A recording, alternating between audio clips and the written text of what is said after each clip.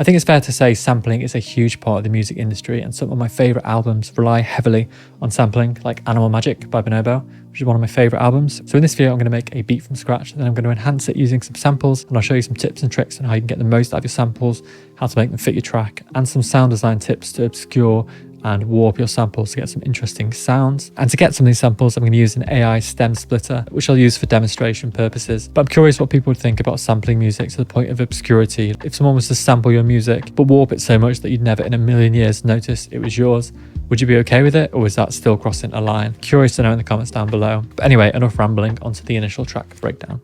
So I'll break down the effects and the VSTs that I used in a second, but just to kick things off, this is how I started the track. It's in 85 BPM, it's in C minor, and I started with this nylon progression. So I'm starting off with the 1, the C minor, and that's followed by the 7, which is the B flat major. And I'm just playing the first and the third in each chord, just like a shell voicing. The third chord is an E flat major, the 3, and then finally we finish on an F minor, which is the 1. So just playing the first and the third. And then I complement that with a piano playing the same thing. So again, same notes with a piano, and I break down the VSTs. I use 2. I use in a minute. And with the piano, I layer in a fretless bass. So with the bass, what I'm doing is recording the 5th as well. So essentially finishing off the sort of shelled chord voicings. So I'm playing the root as well as the 5th. 5th, root, like that.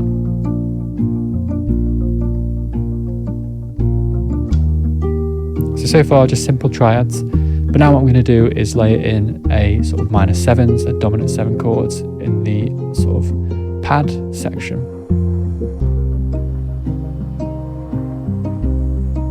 So I'll increase the volume so you can hear it. So these pads are essentially playing the C minor 7, the B flat dominant 7, an inversion of the E flat, and then a minor 7. So sort of filling out the note voicings of these chords. And then we lay it in sort of top line mandolin as well.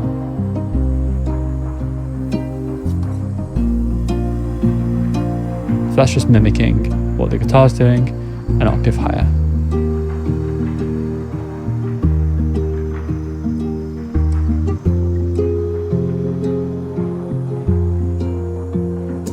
Now time for a nice drum groove. So to create this drum groove, I'm using a combination of samples and one-shots from splice loops and packs and stuff like that. So I'll just dive in and show you some of the effects and the VSTs I'm using as well. So first off, I've got this Coffee Shop Atmos, which is from my Sleepy Lo-Fi pack, which is one of my favourite packs that I've released to date. To be fair, it's got some really nice Foley sounds, some nice atmospheric recordings. So I've just dragged this sound in and I'm burying it in the mix a little bit, just to sort of fill out some of the gap. Next on the instrument bus, I've got a few sort of mixing effects, which everything's going through. So we've got track spacer, which is a sort of ducking the frequencies that clash with the bass. So as the bass plays, we're ducking away those frequencies. We've got lux, which is giving it some compression, some saturation. Makes a real difference, really brightens it up. Soothe 2, just to tame some of these resonances. EQ cutting some of the low end. Surgical EQ, just honing in on some problematic frequencies. A little bit of fresh air, just brightening up the top end again. And I've got a portal, which is giving it a sort of transition here.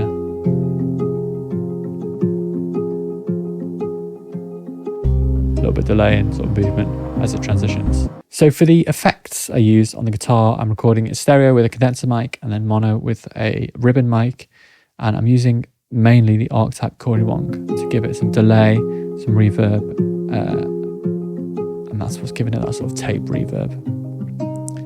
For the pads, I've used quite a few effects. I'll keep it loud so you can hear it. So essentially what I do is I take the minor 7, the dominant 7 chords, etc., and I split them up into different tracks. So some of them are going left, right, some of them pan central, and some of them are playing the first and the 5th, some of them are playing the 3rd, the 7, and it mixes up. So they all come together to play the sort of major 7, minor 7, whatever it is, but they're all split up into different sections. And I use patches from my Dark Ambient Volume 2 preset pack. So it's a preset pack for the Free Synth Engine Vital, and it just gives it this sort of wide vocal texture. So I'm using Vox patches from that, as well as a flute patch, I think, from there, the flute pad from that pack, and I'm using one of my favorites, which is this one, which is the percussive pad. So I drag this percussive macro right up. It gives it a nice choppy sort of organic feel. So there's Foley mixed in with synths, and gets a nice vibe. So I'll drop that a little bit in the mix. But that's that. Got a few arcade effects towards the end.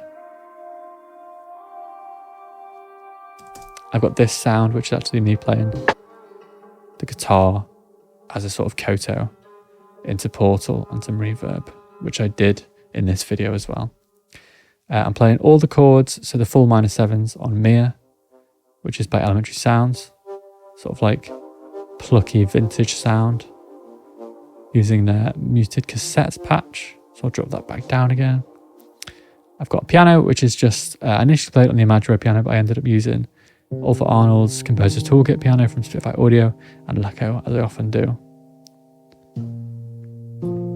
So I'll talk about the samples in a minute, because I added some really interesting effects and sounds to the samples. But fretless bass, just DI. Track spacer is not doing anything, don't know why that's there. And Soothe is just taming it a little bit. And then we've got Kick, which is one shot from the Sleepy Lofi pack. The drum sounds, I'll go over here where there's the most happening. I've layered loads of samples together. So I've got this JH perk, which is from Splice. Sounds like this. I've got this like very muted brushed hat, which I recorded. I've got another hi-hat loop from Splice. A little hi-hat pattern from Mondo Hat 7 from the Sleepy kit, I think. This Foley trigger. So what I do here is I take a simpler, drop in any sort of Foley sample and manage it by transient. So I've used the loops from the Organic Lo-Fi pack. So I did name drop loads of packs, but that was from the Organic Lo-Fi pack I did a while ago. And the good thing about using this method is you drop an arpeggiator on there and it randomly triggers the samples from the simpler. So you can drop in any sort of percussive sample, arrange it by transient or slice by transient, and then you can drop it into any track and it'll always fit the BPM. So it's a nice way of doing that. Also got a bit of like a bossa groove on the hi-hat. Nice snare, just using snares from the Sleepy pack. Another rim from the pack I did with Eldre, this one a while ago. And Addictive drums, bit of overdrive, just for that sort of open hat. With the Soul You Got Me patch. So this is what I've got so far, but now it's time to spice it up a bit with some samples.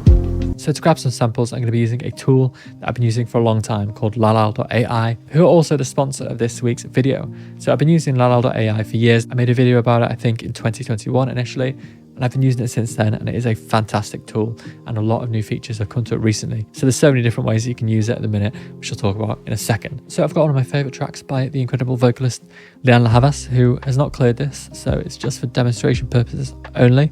I'll drop it in here, and we'll get an upload of the track. So after a few minutes, it'll give you a little preview, and you don't have to use any credits for this, so you can check to make sure that it sounds how you want it to sound before you actually commit to buying credits and using up your credits. So the vocal split is insanely clean. At the bottom of the sea,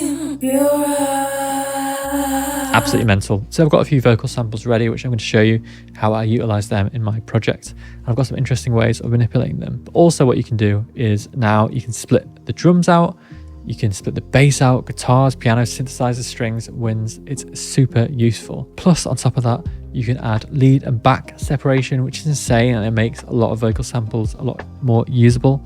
And it's got a de-echo to remove the sort of reverb and make it super clean and dry, which is mental because it sounds fantastic. So I've dropped a referral link in the description down below, which you can click, check out lalal.ai, and they've got some great deals as well if you want to buy any credits and test it out for yourself. As I said, you can get this preview without actually using any credits, which is fantastic. Then when you split in full, it will then utilize the credits, and it does it by time. So if there's just a tiny snippet of a track that you want to get, you can literally just cut that track into a small 10-second snippet, drop it in, and split it for just 10-second usage, which is mental.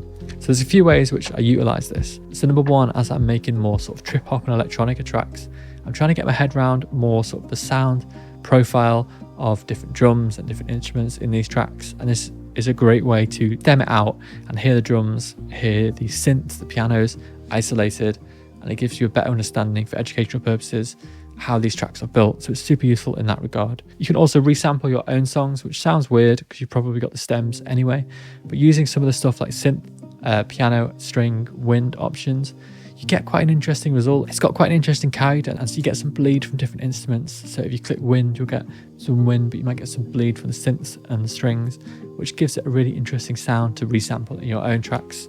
So that's another way of using it. Obviously, you can get bootleg samples from here, but grey area, don't sample unauthorized stuff. But saying that, if you were to sample some unauthorized vocals and make an absolute killer track out of it, and then send it to the artist who you sampled, when they've got that final product and it sounds fantastic, they're going to be more inclined to sort of maybe give you the actual stems or work with you officially, versus maybe just asking in DMs, hey bro, can I sample your track?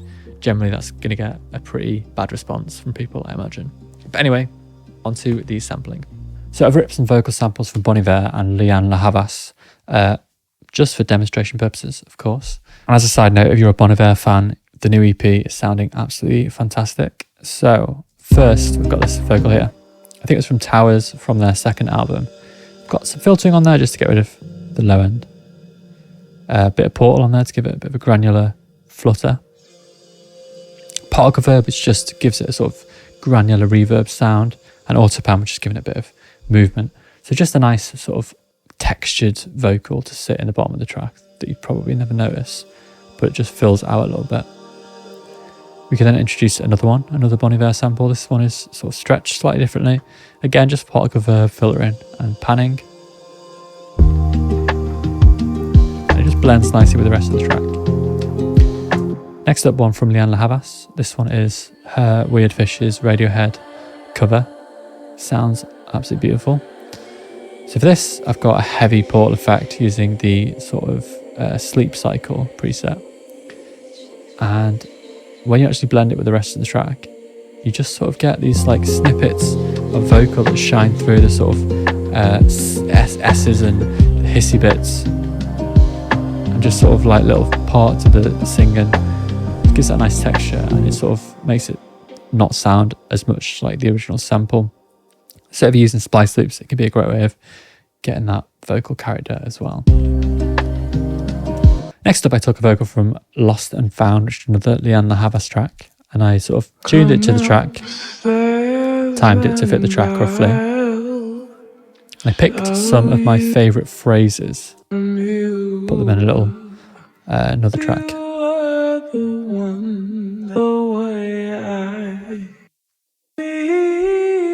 And what you can do is pitch these differently as well if you want to, and then I dropped them all into a simpler. And now with the simpler, I can play different phrases.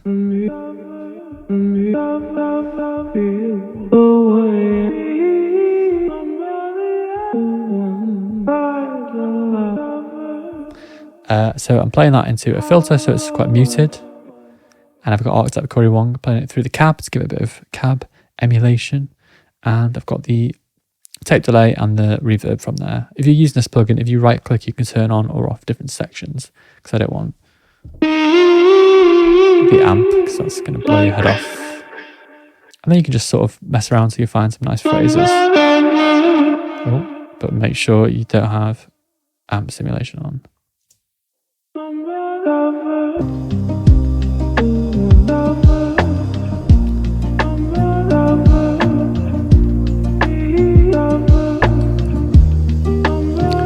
I've not actually really used the Imaginary Autochrome yet, but you can throw something like that on as well.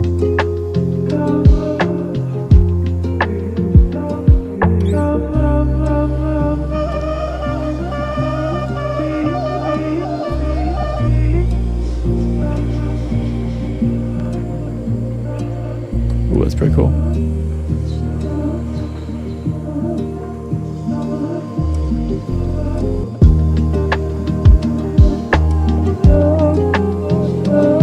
If you like making that sort of like trippy, granular music, it can work really well. But yeah, that's one way of approaching the sample chopping. Or if you want to be a bit lazy about it, you can just throw it into a another simpler, this time with an arpeggiator on there that's triggering different slices. You can adjust the sensitivity of the transient cutting as well to get longer phrases, and you might get something like this. Maybe not the track for this style of chopping, but you get some cool sounds. And you can use something like EFX fragments, give it more granular movement and chaos.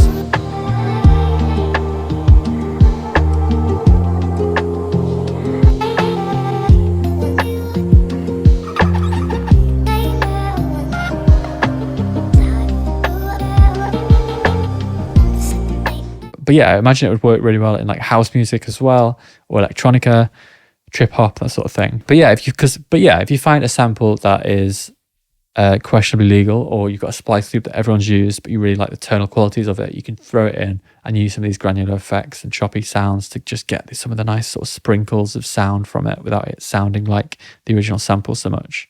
But I hope this was overall useful. Please do drop a subscribe if you haven't already, drop a like and a comment on the video to help it grow. But yeah, and let me know if you got any comments or any questions about this. I can definitely go into these things in more detail, maybe just do a dedicated video on vocal sampling. With stuff like LLL.ai, you can get synths and other sound sources and follow the same procedures. It works really well with brass, and I use it a lot with like muted trumpets and flutes and stuff as well. But yeah, thank you very much for watching, and catch you next time.